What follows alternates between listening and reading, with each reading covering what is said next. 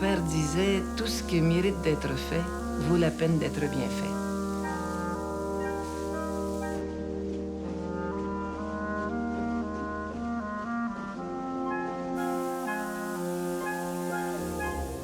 Elle est un peu l'amidon de tout ça. Pour parler boulanger, c'est que, comme dans tout navire, ça prend un capitaine et ça prend un lion qui motive les troupes. Et elle, c'est ce qu'elle sait faire, c'est justement de motiver ses troupes à aller beaucoup plus loin. Elle est de la première génération des entrepreneurs québécois. Je pense qu'il faut célébrer sa carrière. Et il faut que les gens s'en inspirent aussi.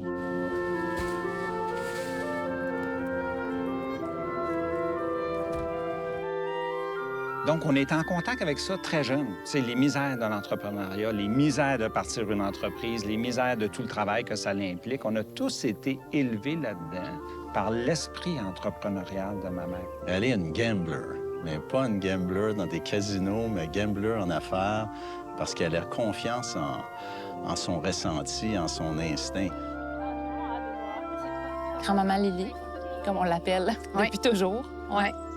Elle est remplie de gratitude envers la vie puis envers ce que la vie peut nous apporter. De remercier la terre dans nos repas de famille. Sa passion pour l'environnement, la nature.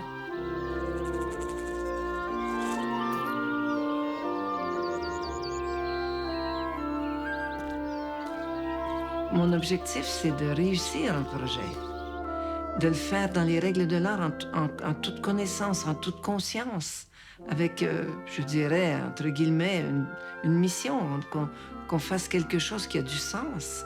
Ça, c'est toujours été mon objectif.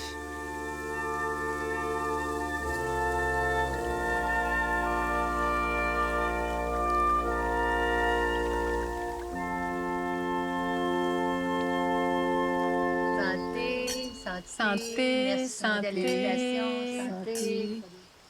Tiens, maman, ton pain. Là, je vous demande de faire une dégustation. Oui.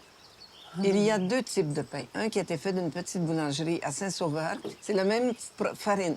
C'est les pâtes de Charlevoix moulues par Rudy. Oui. Est-ce que vous voyez visuellement la différence? Oui, bien sûr. Oui. Nécessairement, pour moi, pour avoir le goût du pain, ça prend du beurre. Je sais pas s'il est meilleur, mais il goûte plus le levain. C'est pour ça, maman. Il y a plus de goût de levain. Tu vois, les deux sont très bons. Oui. Ma maman est une rebelle née. Elle a toujours des idées, puis elle va en avoir toute sa vie, des idées. Elle va amener des projets à des endroits où jamais on n'aurait cru qu'on pourrait aller. Parce qu'elle a l'audace. Elle a l'audace de penser différemment. Donc, ma mère, elle peut faire arriver des choses qu'on croit impossibles. Je suis née sur une ferme. Mon père était agriculteur à Châteauguay. Évidemment, on travaillait à la ferme, beaucoup. Donc, je sais cultiver, je sais mettre un plan dans la terre et espérer avoir une récolte. Quand on est élevé sur une ferme, je dirais qu'on a un grand pas d'avance. Pourquoi chez nous, c'est plus prospère qu'ailleurs? C'est pas parce qu'on travaillait tant plus que ça que les autres. C'est que papa voyait clair. Il y avait le sens de l'organisation, il y avait une profonde connaissance de la terre, ce qu'il fallait faire avec la terre en jachère pour reposer la terre. Il savait quand il allait pleuvoir. Oui, ça, c'est la connaissance des anciens. Hein? Donc, elle fait beaucoup de travail, mais les gros travaux de permanence. C'est beaucoup, Lily. Elle est forte, elle est têtue, elle est tenace. Coléreuse. Tête de cochon. Colérique, avec raison. Oui, avec cause. Et mon père, il récoltait pas, il nous faisait récolter. Mon père devait être un entrepreneur. J'ai l'impression que j'ai hérité de mon père, de ce don, je dirais, un talent tout au moins, d'entrepreneur. Bien, mon père faisait partie de la génération qui croyait que l'instruction, c'était pour les hommes, pour les garçons. C'était pas nécessaire pour les femmes. Parce qu'il disait, moi, j'ai voulu continuer mes études. Mon père n'a jamais voulu. Il disait, c'est pas nécessaire. Vous allez vous marier, vous n'avez pas besoin d'instruction. Et ça a été ma grande frustration de ma vie. Et le seul moyen de quitter la famille, à cette époque-là, c'était de se marier. Alors, le premier qui s'est présenté, je me suis mariée. Je suis partie en ville.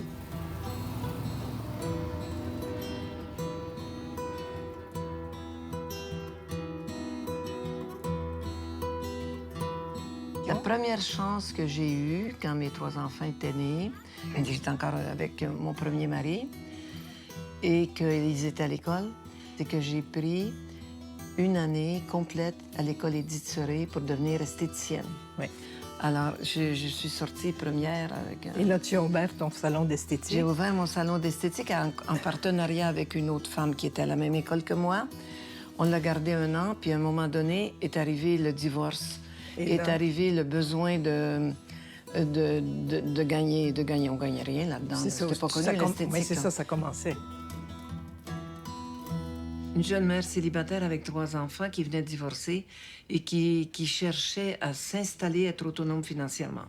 Donc, il fallait... La seule avenue, c'était d'avoir sa propre entreprise.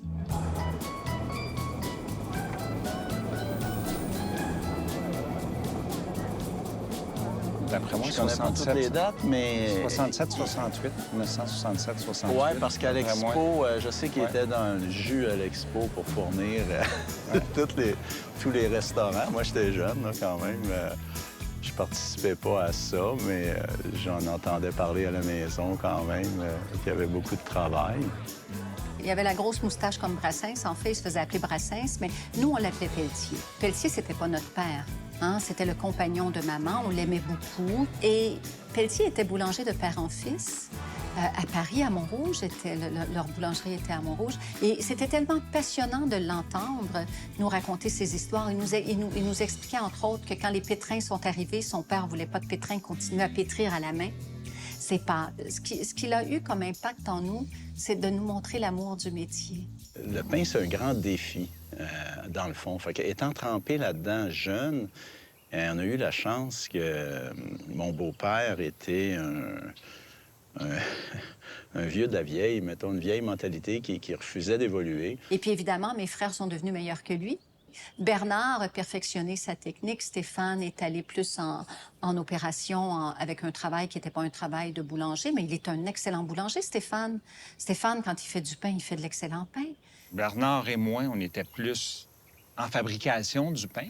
Mais Josée, qui était plus jeune, elle, bien, était plus en avant dans tout l'aspect vente des produits. Mais très tôt, là, moi, secondaire 1, puis je suis certain que c'est pareil pour toi. On finissait l'école le vendredi, puis on allait soit emballer du pain, puis un petit peu plus tard faire du pain. On possédait pas encore tout le métier, mais on était en voie de devenir des boulangers. C'est long, hein? C'est un métier qui est long à apprendre. Là. Tu deviens pas boulanger dans 1 an. Puis, les vieux boulangers, quand je posais des questions, des fois, le pain était pas beau. Pourquoi il est pas beau? Qu'est-ce qu'elle a pas? Ah, et tel truc. Et là, quand le pain était beau, j'ai dit, ah, mais pourquoi il est beau? Ah, secret, je peux pas le dire. Puis là, les vieux boulangers, ils gardaient tout pour eux. Ils voulaient pas dire leur secret. Hein? Puis à partir du moment où ma mère a commencé à gagner un peu mieux sa vie, j'étais rendue un petit peu plus vieille. Il y avait un peu d'argent disponible pour voyager.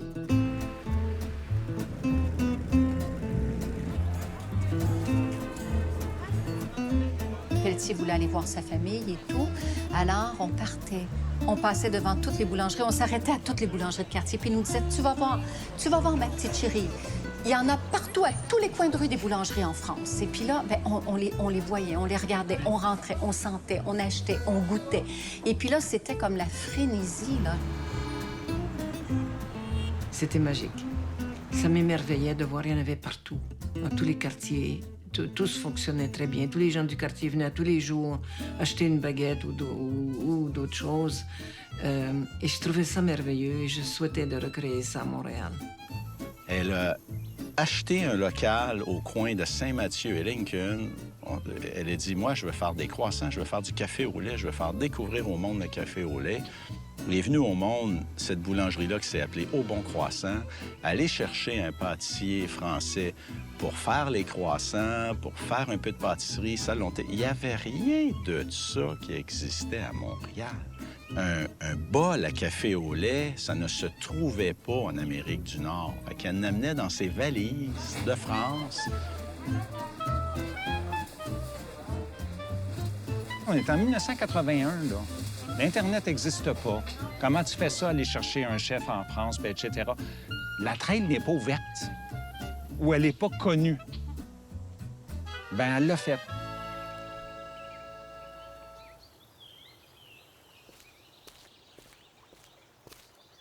Et ensuite, j'ai dû me séparer de ce compagnon-là parce que, bon, c'était difficile. Et là, j'ai voulu en ouvrir une deuxième pour qu'on en ait chacun une. Alors, j'ai gardé les deux. Il n'a pas voulu s'impliquer. Il n'était pas capable d'administrer ou de gérer une entreprise. Donc, je lui ai racheté ses parts et puis je suis restée propriétaire de ces deux boulangeries-là.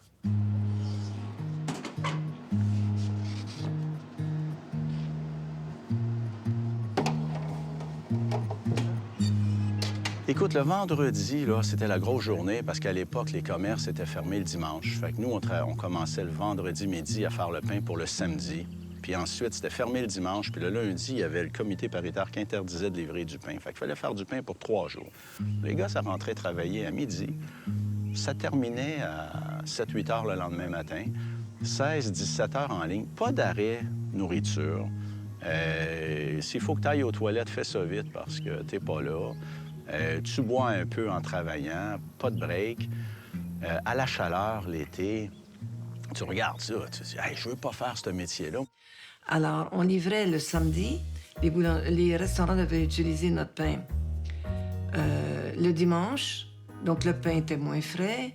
Donc moi, j'ai dit, mais il faudrait trouver un moyen pour leur livrer du pain congelé pour qu'ils puissent le cuire eux-mêmes. Et c'est là que j'ai ouvert une troisième entreprise. Être entrepreneur, t'apprends pas ça à l'école. Tu viens au monde entrepreneur. C'est une entrepreneur, ma mère. Mais elle a aussi une vision. C'est une visionnaire, mais c'est pas tout de voir. Ma mère, elle voit loin. Et en plus de ça, c'est une vision stratégique. Fait qu'elle est précurseur. Elle se dit, elle sent très bien où le marché va aller. Puis, contrairement à beaucoup d'entreprises qui vont attendre que le marché soit mûr pour y aller, elle a dit on y va maintenant. C'est vraiment cette transition-là qu'il y a eu entre Boulangerie des Prairies et s'en aller dans la création d'une entreprise qui s'appelait Boulangerie Mention dans le domaine des pâtes crues surgelées, entre autres des croissants. C'est de la prise de risque importante qui a été faite. Puis qui a rapporté, c'est pas un succès populaire, parce que c'est pas une marque connue. On fabriquait pour les autres. Donc, mais les croissants qui s'achetaient à l'époque, un peu partout au Québec, les Vanoutes de saumon, les croissants plus, les épiceries. À ce moment-là, 80-90 des croissants qui se vendaient dans l'Est du Canada, ils sortaient de notre plant de production à Dorval. On produisait pour nos compétiteurs. On est devenu le leader numéro 1 du croissant congelé. Au début, j'avais 10 000 pieds carrés, mais j'agrandissais à chaque année. À la fin, quand j'ai vendu, j'avais 40 000 pieds carrés, des équipements assez automatisés. Donc, ça, j'ai appris le financement, j'ai appris comment financer ça. Mais ce qui était ma grande école, c'est l'école des ressources humaines. Comment éviter qu'on ait un intermédiaire pour parler aux employés. Parce que l'entreprise était syndiquée. L'entreprise des boulangeries Mention, 2 ans après qu'elle était créée, il y avait déjà une 50aine d'employés. Le syndicat est rentré chez nous. Et là, vraiment, c'était un choc, un grand choc. Et là, je me suis dit, qu'est-ce que je n'ai pas fait de correct? Qu'est-ce que j'ai pas compris pour que ça arrive? Parce qu'il n'y a aucune raison d'avoir un syndicat dans une petite entreprise.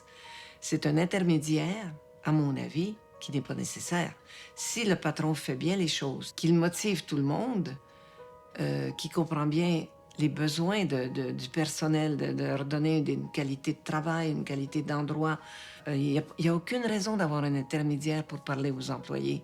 C'est parce que je n'avais pas fait ça. Je ne le savais pas. Mais quand le syndicat est rentré, j'ai dû l'apprendre. Et là, j'ai été prendre des cours en communication pendant plusieurs sessions. Alors, je voudrais porter un toast à Liliane, Liliane. Ben moi, je m'en souviens très bien parce que même si j'avais un conjoint chef d'entreprise, dans ma tête, j'avais des préjugés. Hein? Une gang de gens d'affaires, c'est des gens... Ils font tous de l'argent. Ils font tous de l'argent. L'argent, c'est sale. L'argent, c'est sale. Ma mère, c'est ce qu'elle disait. L'argent, c'est sale. Puis là, c'est des gens... Ce qui compte, c'est le pouvoir puis l'argent. Alors, je me présente là, puis là, ben, tu sais, vous vous souvenez, ben, ça a toujours été comme ça, le tour de table. Et là, je découvre un groupe humain qui partage sur ce qu'ils vivent, sensible. Et je me souviens très bien de ta présentation à ce moment-là, avec une ouverture, une simplicité, une franchise. Alors, ça reste pour moi un moment important et d'un début d'une amitié profonde avec toi et avec les gens du groupement. Une amitié indéfectible. Indéfectible. Merci. Merci. Le groupement des chefs, la cellule Saint-Laurent, c'est quelque chose qui a été dans ma vie merveilleux, vraiment merveilleux. J'ai apporté des points de vue, des opinions, des expériences, probablement que j'ai fait ça. Mais si vous saviez ce que j'en ai retiré, on a toujours des difficultés, des hauts et des bas. Mais quand on a 7-8 cerveaux autour d'une table qui a vécu ceci ou cela et qui donne une opinion, c'est tellement précieux. J'ai même prétendu que le groupement des chefs m'avait formé. Quand on est entrepreneur comme moi, on va vite, on réfléchit pas toujours, on veut prendre des décisions, on veut avancer. Mais t'arrives, tu soumets un projet ou une difficulté autour d'une table de gens d'expérience comme ça, je peux te dire qu'eux, ils te ramènent au bon endroit, là. Puis c'est assez sévère. Ben, attendons-nous. C'est des opinions sérieuses qu'ils te donnent. J'étais rendue une personne d'affaires qui savait, qui connaissait, qui était capable d'analyser un marché, de voir les besoins du consommateur, de voir quelle place on peut prendre en étant petit par rapport aux géants de l'industrie dans un marché. J'avais compris tout ça. Et je voyais, quand j'ai vu venir Heinz, la compagnie Heinz, qui ouvrait une division de boulangerie congelée, ils sont venus me proposer de m'acheter. Puis on a négocié. J'ai pris un conseiller important à Montréal. Connaissais déjà les gros bureaux d'avocats. Je savais un peu les gros bureaux de comptables. Et donc, il y a un comptable qui m'a négocié. J'ai bien vendu. Et là, je pensais que j'avais fini ma carrière.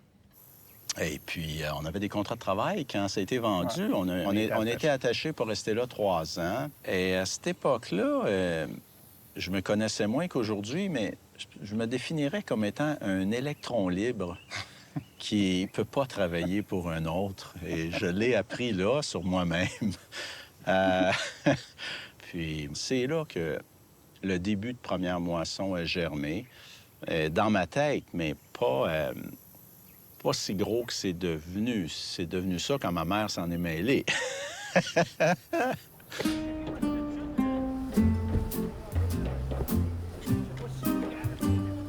Et j'aurais pu prendre ma retraite. D'ailleurs, j'avais dans la jeune cinquantaine. C'est trop jeune, à 50 ans, c'est trop jeune. Et Bernard voulait partir une petite boulangerie dans sa région où il habite, à Vaudreuil. Je pense qu'il s'est douté que j'étais pas très heureuse dans une retraite trop jeune. Il est venu me proposer de m'associer avec lui. Il dit, maman, je pars une petite boulangerie, mais regarde tout le côté administratif, moi, je suis pas très bon.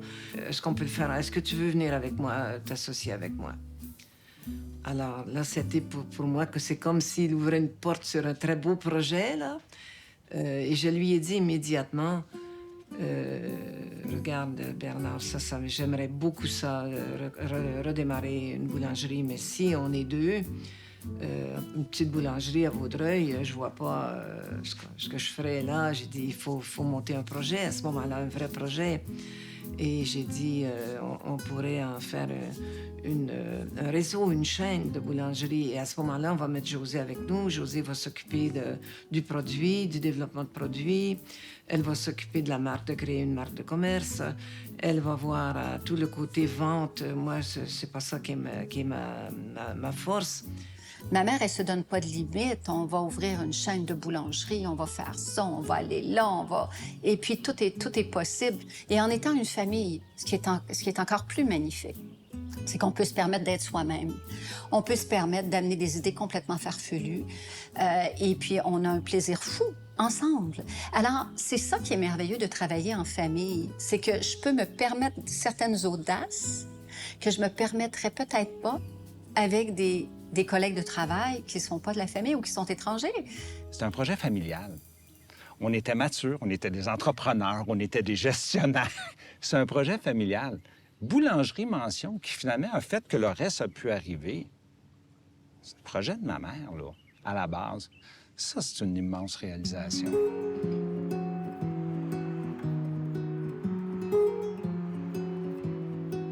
On est en 1991, un an avant que la famille Colpron décide de lancer les boulangeries Première Moisson, qui, il faut le souligner, ont été lancées ici à Vaudreuil-Dorion. Et elle m'a dit, vous savez, M. Boyer, ici, on va pouvoir mettre au point tous nos produits, notre stratégie d'affaires, sans être exposé au Grand Montréal, puis tout ça, puis les gens, on aime l'ambiance qui règne à Vaudreuil-Dorion. Puis on choisit un tout petit local qui était initialement une petite bijouterie. Ils ont beaucoup d'imagination, surtout Mme Colpron, elle est visionnaire, cette femme-là. Ils ont pris la peine de tourner le bâtiment pour le présenter différemment aux gens qui circulaient sur le boulevard Harwood, ici à Dorion. Là. Puis je me rappelle encore, Bernard répétait, on veut pas quelque chose de gros. Le modèle d'affaires a commencé à prendre forme pour un développement. On créait une entreprise nouvelle dans laquelle le partenaire possédait 50 des actions. Et nous, on a créé un holding, une compagnie de gestion, qui détenait 50 de cette entreprise-là. Et c'est parce que je me disais, ça prend un patron sur place pour gérer le quotidien. Et quand j'ai été dire à mon avocat, le modèle, c'est une entreprise, une charte, une compagnie dans laquelle le partenaire aura 50 Il me dit, Madame Colpron, c'est un avocat bien connu de Montréal, jamais je vais vous laisser faire une entreprise dans laquelle vous serez 50-50. Il faut que vous ayez 51 des actions. Je l'ai convaincu. J'ai dit, Monsieur Lapointe, si vous voulez pas me le faire, c'est pas grave, je vais changer d'avocat. Il s'est mis à rire. Il dit, OK, vous devez avoir raison, puisque c'est vos affaires, ça marche bien. Et Mme Colpron est allée chercher beaucoup de partenaires qui n'étaient pas fortunés. C'était des gens qui... Écoutez, on a parti des Premières Moissons avec 40 000 à l'époque, là. Pas beaucoup, 40 000 là. Parce que Mme Colpron, faut le dire, puis j'ai déjà dit, vous êtes une faiseuse de millionnaires. Parce que les gens qui se sont associés aux réseaux Premières Moissons, il y en a pas mal qui sont devenus millionnaires, là. On était quand même les personnes qui contrôlaient la qualité. Et ça, c'était non négociable. Donc, pour cela, il fallait qu'ils achètent chez nous. Il n'y avait pas le droit d'acheter ailleurs les produits congelés crus que nous, on fabriquait. Il fallait contrôler la qualité. C'était ça, les règles du jeu. Et on arrivait à bien les motiver. Ils se sont tous sentis patrons. Ils étaient patrons, c'est ce qu'on voulait. Et c'est ça, à mon avis, qui explique le grand succès de Première Moisson. On a vraiment inventé un modèle d'affaires qui n'existait pas. Puis qu'aujourd'hui est enseigné au HEC ou qui a été enseigné. Et on n'a pas eu peur de sortir des sentiers battus. On ne fait pas des franchises. C'est pas ça qu'on veut. C'est pas dans nos valeurs. On veut que tout le monde adhère. C'est un partenariat. Ce n'était pas suffisant d'être boulanger, pâtissier ou cuisinier. Il fallait qu'ils aient une beauté intérieure. Il fallait que ce soit des bonnes personnes. T'avais beau être un très bon boulanger, puis Dieu sait qu'il y en a à Montréal, si la beauté intérieure n'était pas là, c'est moi qui faisais les premières entrevues, ils étaient discartés immédiatement. Et il y avait aussi notre souci que ces gens-là soient heureux. On prenait tellement soin qu'il y ait des profits dans les magasins pour qu'ils puissent vraiment assurer leur retraite aussi, eux. Il n'y avait pas que nous là-dedans. Et nous, bien, quand les profits rentraient, bien, qu'est-ce qu'on faisait? On pensait plus à nos partenaires qu'à nous, parce que nous, avec le fruit du travail de tout le monde, on développait. On développait les réseaux, on ouvrait des magasins, on agrandissait des ateliers de production. Donc, nous, on développait. Ce qui nous stimulait, c'était le développement.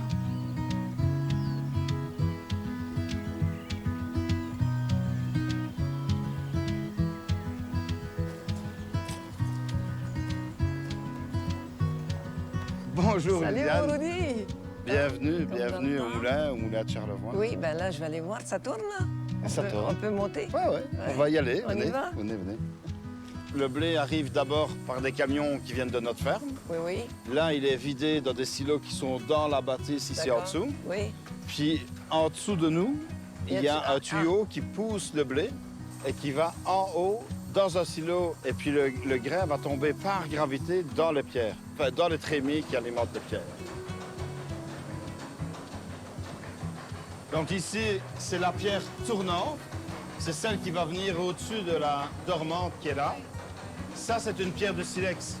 Ça vient de France. Ça vient du nord de Paris, de la Ferté-sous-Jouarre. C'est une carrière qui est fermée depuis 1958, mais qui avait la réputation de faire la meilleure pierre meulière du monde.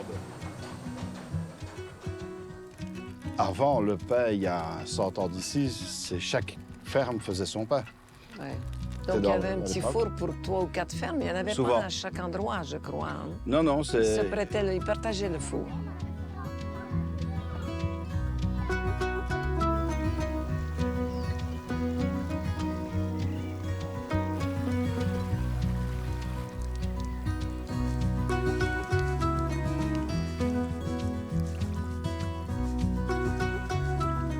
Nous allions très souvent en France et on savait qu'il y avait des variétés de blé que les boulangers utilisaient là-bas et que c'était de concert avec les meuniers, avec les agriculteurs. Ça faisait une chaîne très intéressante que les boulangers puissent choisir des variétés de grains qui donnent un meilleur goût au pain.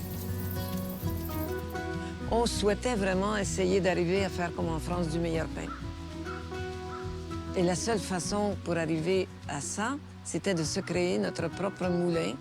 Mais nous, on n'est pas meuniers, on ne connaît rien là-dedans, on ne connaît pas les variétés de blé. Alors, on a abordé un meunier très connu à Montréal pour créer un moulin qui nous appartiendrait en partenariat, eux et nous, et on a créé les moulins de Soulanges. Comme tous entrepreneurs, ils étaient probablement eux aussi un petit peu trop en avant de leur temps. Et c'est au moment où Bernard a lancé Première Moisson, où on a commencé à distribuer de la farine bio à la boulangerie de Bernard. Et il ne faisait pas que produire et vendre du pain bio. Je pense qu'il faisait beaucoup, il contribuait beaucoup à éduquer les gens sur ce que c'était que la qualité fondamentale d'un produit alimentaire. Ça passait aussi par son mode de production. Et ça, je pense qu'il faut saluer la famille là-dedans. Ils ont été les précurseurs, non pas à vendre, mais aussi à partager leurs connaissances et encourager la production locale ici. Bernard et moi, on était dans la salle de conférence, je me rappelle, à Dorion. Et arrive Loïc Vavrin, qui est un agriculteur de la région, et il nous a lancé sur la table un sac de blé. Puis il nous a dit, « Voici, j'ai cultivé ce blé biologique. Je voudrais que vous fassiez du pain avec mon blé. » Et là, Bernard et moi, on s'est regardés bouche bée. Et là, Bernard me dit, « José, je dis, Ben, qu'est-ce que c'est que ça? On peut cultiver du blé au Québec? » Ben, Bernard a dit, ben non, on peut pas cultiver de blé au Québec, José, c'est dans l'Ouest canadien, le blé. Loïc a dit, non, regarde, je viens de te prouver qu'on peut cultiver du blé au Québec. Il fait une farine avec ça, puis on dit, bon, on fait la totale, on essaye de faire un pain intégral, et puis on va se casser la gueule, tu sais, probablement, mais... Et là, quand on pétrit la pâte, on est tous là, puis il se dégageait une odeur de la pâte incroyable, une odeur de froment que je n'avais pas senti depuis longtemps. Je dis, mon Dieu, ça sent donc bien bon. C'était incroyable, le pain qu'on a fait avec ça, puis on a commencé à mettre en branle, bien, comment je peux avoir de la farine comme ça? Parce que moi, c'est ce pain-là que je veux. Quand il a cuit, et ce qu'il sentait, ce qu'il goûtait, on avait une autre identité. C'est incroyable. Là, c'était pas fait au Québec ou, tu sais, la proximité de l'approvisionnement local, ça n'existait pas, là. C'était pas ça qui a drivé, c'est pas ça qui a drivé les moulins de Soulanges. C'était une qualité de blé.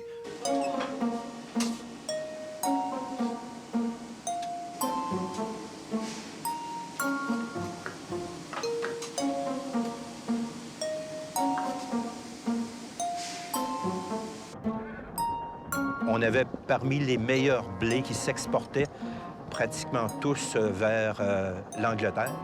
Mais tout ça s'est arrêté dans un contexte de guerre coloniale entre l'Angleterre et l'Espagne et le Portugal, a fait en sorte que le blé, la production de blé s'est interrompue ici au Québec.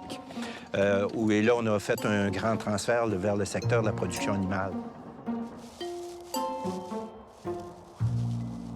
À partir des années 80, ça a été l'arrêt au complet, à partir du moment où les grands groupes minotiers qui étaient à Montréal, ADM, Robin Hood, qu'on voit sur les silos, ont cessé. C'était plus simple de s'approvisionner dans l'Ouest, de faire venir par train. On appelle ça un unit train, 90 chars de 100 tonnes, donc 9000 tonnes qui rentrent à toutes les semaines, d'une qualité connue, d'une qualité calibrée, plutôt que d'acheter à gauche et à droite de plus petits producteurs. Donc, ça a mis un terme à la production de blé alimentaire ici au Québec. Ça a changé carrément la dynamique à tous les niveaux, au point de vue agricole, là, je parle, OK? La décision à l'époque de première moisson de vouloir faire du blé au Québec, alors que c'était vu comme ridicule par le milieu. Tout le monde que je consultais me disait « oublie ça ». D'abord, le blé ne pousse pas dans la région ici, et le blé alimentaire encore moins. Et quand je mentionnais que je voulais faire ça sans engrais, sans pesticides, on ne parlait pas de bio dans ce temps-là, on parlait de organique. C'était une tendance qui venait de Californie. Bien, je n'ai eu que des esclaves de rire du Crédit agricole, des banquiers qui me disaient « Mon Dieu, où est-ce qu'il sort ce gars-là? Ça n'a pas de sens. » Ah, c'est ce à quoi j'ai dû faire face. Ah oui? Et évidemment, l'endoctrinement quasiment auprès des producteurs, qui, pour eux, quand on leur présentait le projet de faire du blé, ben là, c'est comme « Hey, Rudy, tu nous envoies au casse-pipe, ça va pas marcher. » Et là, ben, moi, au début, ça a été quelque chose comme de compliqué, de convaincre des gens qui étaient perfectionnistes, de voir ils appelaient ça des mauvaises herbes, moi j'appelais ça des plantes indicatrices, hein, et qui étaient dans les rangs, et de leur dire « Bouge pas ton tracteur, fais-moi confiance et tu vas voir, quand les rangs vont se fermer, ben, il n'y en aura plus de problème. Il n'y a plus de lumière qui passe, et puis les mauvaises herbes que tu appelles mauvaises herbes, elles seront plus là pour s'exprimer. » Mais là, ça a posé l'autre question. C'est comme, si ça marche ton truc, après 1 an, après 2 ans, ben, si je suis capable de le faire dans le blé, je serais peut-être capable de le faire dans le soya. Ben oui. Puis je suis peut-être capable de le faire de maïs. Ben oui. Et l'objectif du départ de tout ça, c'était de ne plus acheter de production biologique qui venait de l'Ouest, parce que tout venait de l'Ouest. Et là, mon défi aussi, c'était de faire des producteurs agricoles conventionnels, donc classiques, qui utilisaient la chimie, etc., et tranquillement d'en faire un tremplin. Et première moisson a été le tremplin de dizaines, de centaines de producteurs au Québec. Qui se sont maintenant transformés en bio. Il y en a Juste, beaucoup, hein? juste à Joliette, Ça, enfin, autour de Joliette, il y a 15 000 hectares. 15 000 hectares. Et c'est la transformation qui s'est passée graduellement, de comprendre qu'il y a d'autres façons de faire les choses.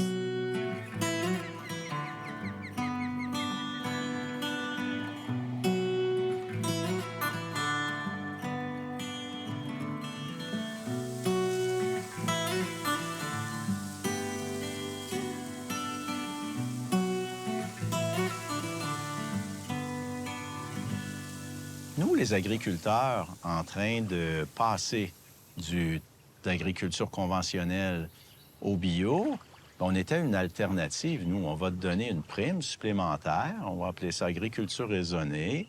On paye moins cher que le bio. On a un super de produits. On va chercher les cultivars de blé qu'on veut, qu'on choisit pour d'autres raisons que le rendement, les goûts, entre autres, les protéines, les croûtes. Et puis, fait que c'était intéressant pour les agriculteurs. Au début, c'était ça. Après, c'était plus assez, ça. Le volume a beaucoup grossi, fait que ça suffisait pas. On a créé un modèle je te dirais, c'est à mi-chemin entre du conventionnel et puis du bio. Qui existe en Europe. Ça existe en Europe. Ça existe en Europe, c'est connu. Ce type de production agricole au Québec est pas connu. C'est des filières qui n'étaient pas ouvertes, mais qui fait plein de sens. C'est l'agriculture raisonnée. On a une appellation qu'on contrôle, qu'on possède, agriculture raisonnée. L'agriculture raisonnée, c'est une démarche qui tend à ne utiliser aucun produit de synthèse. Ça, c'est déjà la première grande différence. L'agriculture biologique t'interdit d'utiliser des produits de synthèse. Donc, si pour une raison X, quand on visite un champ, il est évident qu'il va y avoir un gros problème et un risque de perdre complètement la culture, ben oui, on va se permettre de façon exceptionnelle d'utiliser un produit quelconque. Tu sais, il n'y a pas un producteur qui se lève le matin en se disant « Yes, je vais polluer la planète ». Pas un, OK? Un agriculteur, là, j'ai compris ça, là, il faut que ça voie. Tu y parles à l'agriculteur, tu lui dis ça, il t'écoute, il fait comme s'il te croyait, mais dans le fond, tant que j'ai rien vu, je ferai pas rien. Alors, ils ont organisé des visites des agriculteurs en autobus que je recevais à notre plan de production. Et je leur faisais visiter ce qu'on faisait. On avait déjà commencé à travailler avec les blés du Québec. Venez voir qu'est-ce qu'on fait. C'est vrai. Ah, ils faisaient le tour de l'unité de production, puis ils voyaient, puis ils touchaient. Puis là, ils disaient, ah, c'est vraiment vrai, alors on peut le faire. Et puis là, il a commencé à créer un réseau d'agriculteurs qu'aujourd'hui fait vraiment la force des moulins de Soulanges, parce que ça prend de l'approvisionnement, ça prend des bons agriculteurs consciencieux. Qui vont nous sortir du bon blé, puis... Ce qui était ridicule au départ est devenu, là, comme évident par la suite, et maintenant, à l'heure actuelle, indispensable pour le futur. Si on ne fait pas ça, on s'en va tous dans un mur.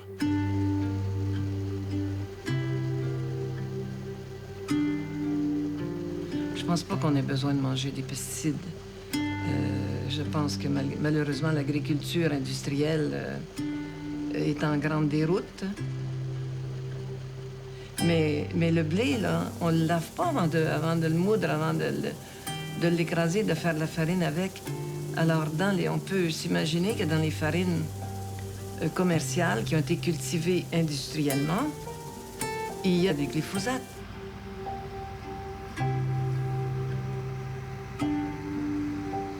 Ben, il faut se remettre à l'époque aussi.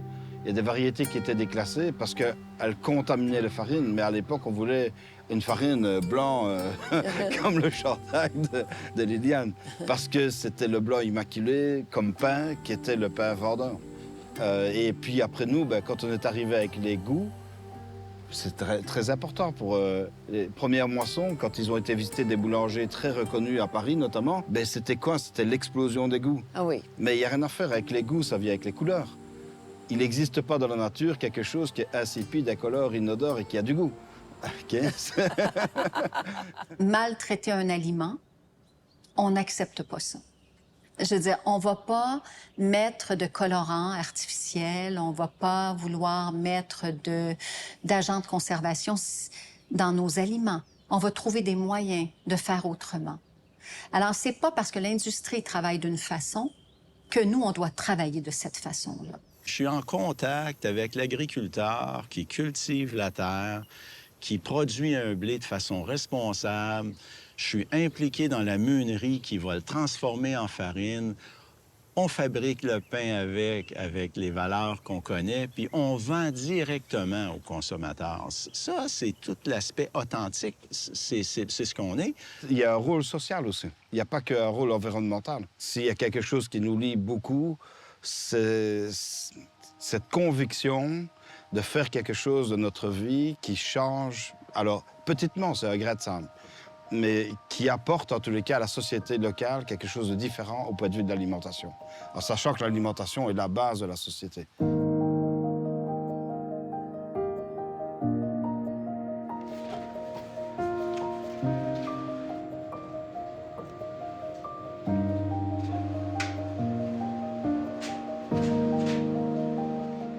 Puis aujourd'hui, on voit que ça a réussi. Ça a réussi pour Première Moisson, la compagnie à l'époque où elle était présidente, mais ça veut dire que ça a fait plein de petits, parce qu'aujourd'hui, beaucoup d'artisans boulangers présents au Québec sont dans cette culture-là, c'est-à-dire ne faisons pas venir notre farine de l'Ouest canadien, des États-Unis, de France ou d'Europe, faisons avec ce qu'on a localement, avec les particularités locales, adaptons nos processus de fabrication par rapport à ce que nous offre la céréale localement. Donc, Madame Colpron, pour moi, Liliane Colpron a été précurseur dans cette dynamique-là. Pourquoi, là, maintenant, on a, je sais pas moi, 450 fromages différents, alors qu'il y a 30 ans d'ici, il y en avait 2, là? Pourquoi? Ben, parce que les gens ont appris à développer des goûts dans ce type d'aliments-là, comme ils ont appris dans les bières. Il y a peut-être 400-500 microbrasseries, là, maintenant. Tout ça a donné en sorte que le pain a regagné ses lettres de noblesse. Puis ce qui est extraordinaire, c'est que pendant la période de COVID, tout le monde s'est redécouvert l'âme du boulanger, là, OK? Ça se fait bien quand t'es vraiment... Il y a plus personne en chemin, que tout le monde est chez soi et qu'on a 100% du temps et que là, on regarde le pain pousser, là, quasiment. Hein? Quand la vie reprend normalement et qu'il y a les enfants à aller chercher à l'école ou à conduire à la garderie, puis et finalement, on se rend compte qu'après le yoga, le soccer, et puis le basketball, et puis les devoirs, etc., il faut encore faire du pain. Non. Il y a des bons boulangers, on va aller en boulangerie, on va profiter. C'est peut-être un de nos grands succès, c'est d'avoir diffusé l'art de faire du pain, d'ouvrir des petites boulangeries artisanales. Il y en a partout dans Montréal. Je dirais, il y en a 1000, il y en a 500, j'ai aucune idée, je ne les ai pas calculés. Ce sont tous des très bons boulangers qui font du très bon pain. Alors, ça veut dire que les familles autour de ces boulangers-là peuvent aller tous les jours acheter du bon pain. Montréal a arrêté, je pense, peut-être que j'exagère, là, est une ville froide. C'est une boulangerie dans un quartier, là, ça amène une chaleur, ça amène une dimension autre. Et je pense que ça, c'est un de nos grands succès.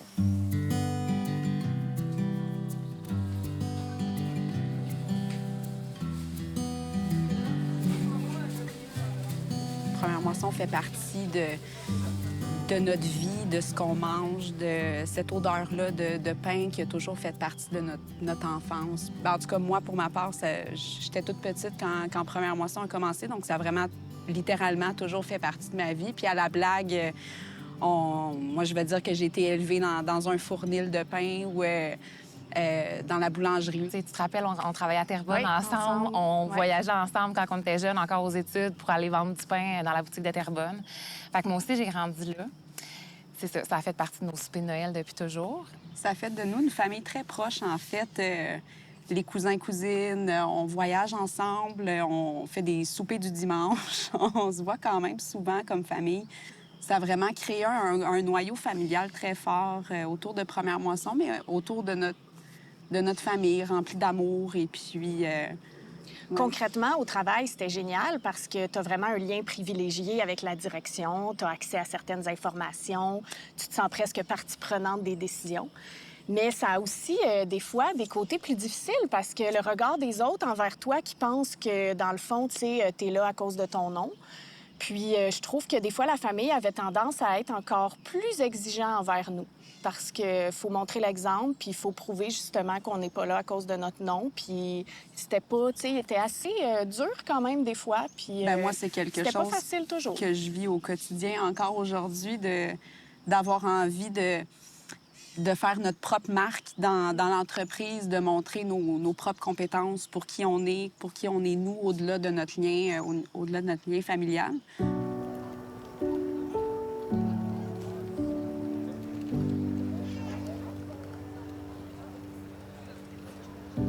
Nous avons vendu au mois d'août 2014. Il y avait à ce moment-là 20 boulangeries Première Moisson dans les meilleurs quartiers de Montréal, qui était un grand succès. Et le modèle d'affaires s'était peaufiné au fur et à mesure. J'avais compris que pour avoir du succès, il faut faire le pain sur place, que ça sente le pain. C'est tellement bon, l'odeur du pain, là. Juste ça attire les gens.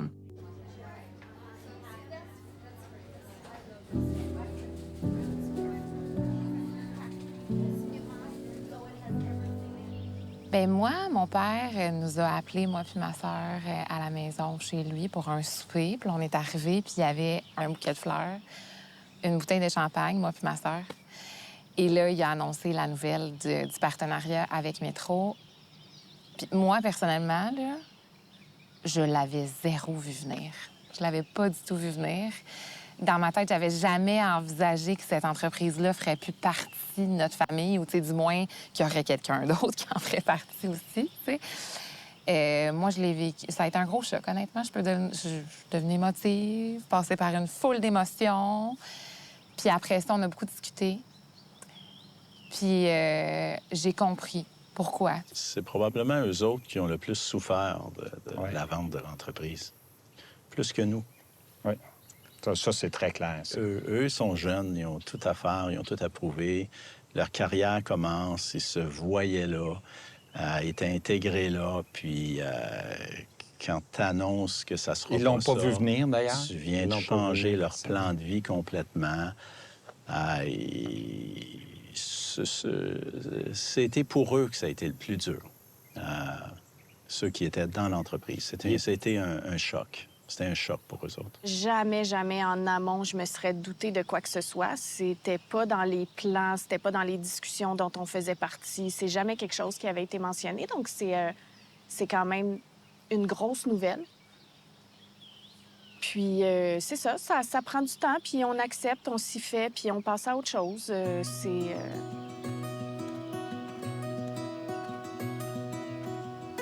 Salut! Salut! Ouais, vous avez un beau petit brunch collation quand même, un petit pique-nique, c'est hot, ça fait longtemps. Ben ça! Liliane a ses petits-enfants, puis on est majoritairement des filles. Puis Nico, c'est le fier garçon, qui est un entrepreneur. Puis d'ailleurs, Lily, elle capotait. Moi, je travaillais beaucoup avec Lily, puis elle me donnait des conseils sur la vision d'une compagnie, qu'est-ce qu'on doit faire. Là, tu fais pas ça pour vendre du stock. Là, tu fais ça parce que tu as une valeur, puis tu veux mettre cette valeur-là de l'avant. Tu veux répondre à un besoin en travaillant dans l'amour, en aidant tous les aspects de l'humanité, en fait. Tu sais, tu veux être bon avec l'environnement, tu veux être bon avec les gens qui t'entourent, tu veux être bon avec tout le monde, tu sais. Puis, ouais, c'est ça, je pense que c'est le fait d'avoir vécu avec des gens aussi inspirants, puis des gens qui nous ont montré à quel point ça pouvait être passionnant, puis à quel point on pouvait faire du bien avec une entreprise, mais c'est ce qui m'a toujours donné le goût de vouloir faire ça. C'est sûr que ça n'a pas été facile de prendre la décision déjà de vendre Première Moisson. Bien, c'est comme se détacher de son bébé. Si tu veux, c'est quelque chose qu'on a créé à partir de zéro. Hein.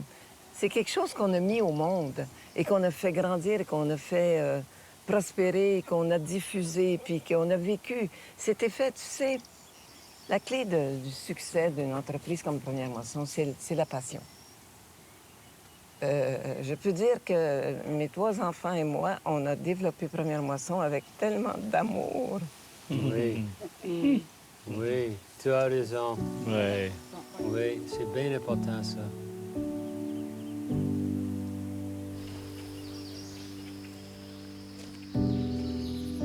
C'était la fin de Première Moisson, mais c'est pas la fin de tout. Et il y a plein d'autres choses qui sont démarrées en même temps. Fait que, c'est sûr que c'est un deuil quand même. Tu es attaché, puis tu laisses te diriger ça. Puis là, c'est d'autres qui prennent des décisions que tu n'aurais peut-être pas pris comme ça. Mais il faut couper un peu les cordons. Puis je pense que ça en est bien, sorti. Ça a bien tiré, honnêtement. J'ai vécu ça difficilement les 2 premières années. Ma santé n'allait pas si bien. Je souffrais de... je dirais, je m'ennuyais. J'ai travaillé très fort pour oublier tout ça. Et il fallait que je fasse autre chose de valorisant. Alors, je me suis trouvé un intérêt autre.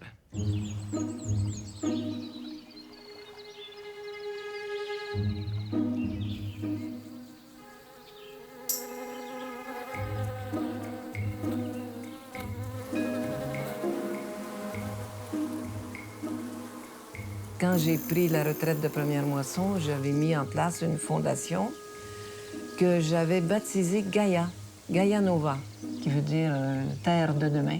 Et la mission de cette fondation, c'est de faire la bienfaisance. Et ma cible, c'est vraiment des femmes, d'aider des femmes dans l'extrême pauvreté, qui ont des enfants à travers le monde, dans les pays comme par exemple au Pérou, où les femmes sont vraiment dans l'extrême pauvreté. Alors, On leur a appris à cuisiner, à faire des petits biscuits, un peu de pâtisserie.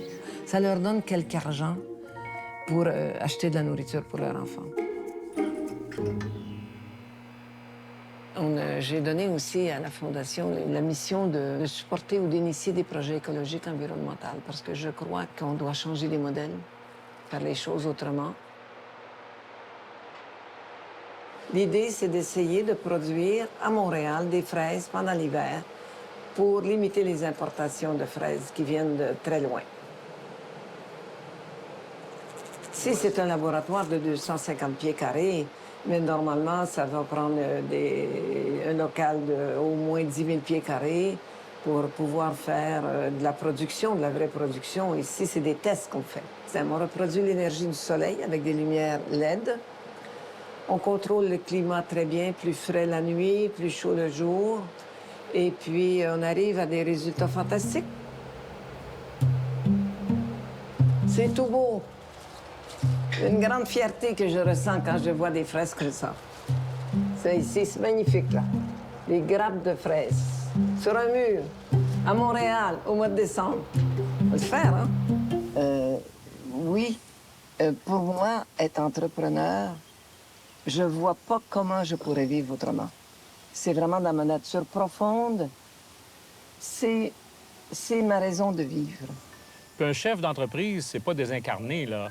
C'est un homme ou une femme qui vit des choses dans son entreprise et dans sa vie. Et on exprime nos vrais sentiments à ce moment-là. On exprime ce qu'on vit, que ce soit des moments heureux, des moments malheureux, puis on l'a vécu au groupement. Ah, nommez-le, là, des divorces, des séparations, des maladies, des morts, des problèmes avec le personnel, des problèmes avec les banquiers, des problèmes de marché. Nommez-le, on a tous vécu ça.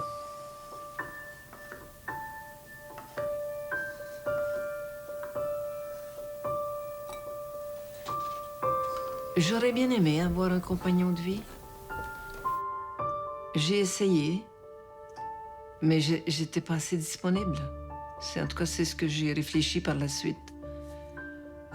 C'était pas prioritaire, ça passait pas en premier. C'était mes obligations de travail qui étaient prioritaires. Alors, je pense que ça, c'est une partie de ma vie que j'ai échoué. J'aurais bien aimé, effectivement, vieillir en couple, là, partager tout. Ça n'est pas arrivé. C'est probablement le prix à payer pour avoir réussi quand même de faire 4 entreprises avec succès. Il y a un certain nombre d'heures dans une journée, puis on a besoin de repos, puis avoir du temps disponible pour donner à un compagnon de vie, c'est comme si ça n'arrivait pas.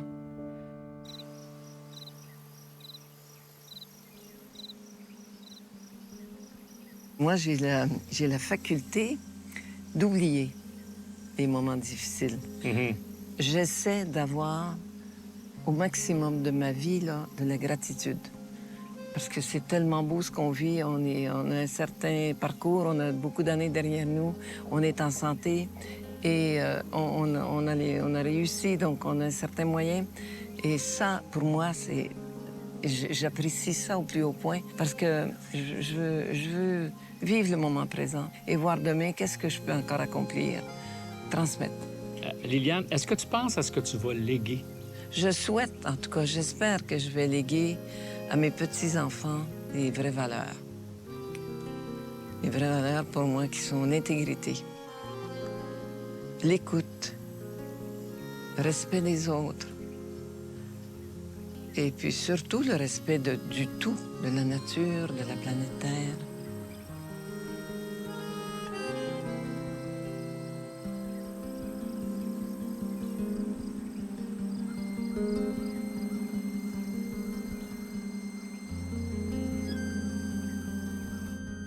Ma belle maman d'amour. Ce livre représente ce que nous avons chéri pendant tant d'années grâce à toi, la boulangerie.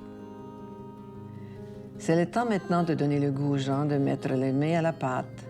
C'est le temps de démocratiser la boulangerie, de la rendre simple et accessible. Et surtout d'en faire profiter le plus de gens possible. Love you. C'est José.